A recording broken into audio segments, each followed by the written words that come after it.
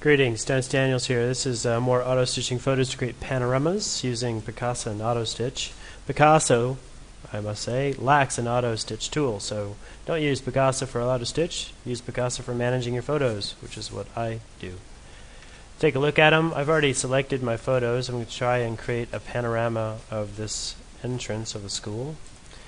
And I took a bunch. I took 12. I'm hoping that's enough. With stitching photos, you want to use as many as possible.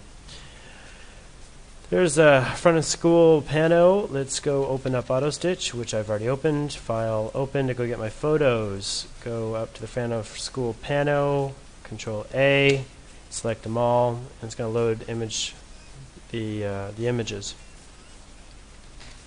Okay, it's beginning to render the images.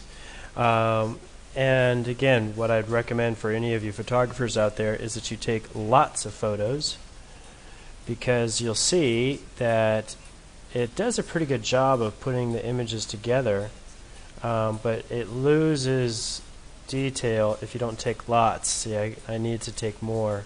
This is the roof line over here, and this might be the roof line here as well, but it's hard to tell. What's interesting, let's take a look at this folder now. Let's see if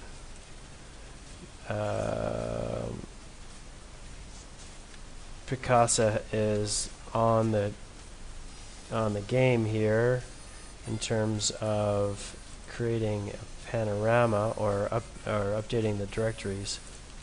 Let's go to File, Add Folder, select Desktop, scan always, click on it, click OK. Now usually that's enough to tell it to go look for new photos. It's not doing it yet, so let's go take a look at the directory itself. And where to go on the desktop, I'm sure. Front of school pano. Now look at this. The pano is only 60K. So this photo is actually very small, even though I was using giant photos, which is a bit of a bummer because I was hoping for megapixel images, high res. If we zoom in on this one, you can see that the detail is kind of fuzzy, even though if we zoom in on another photo, you can see the detail. You can actually see the plane in this one. We zoom in. Look at the detail of the leaves. Scroll down.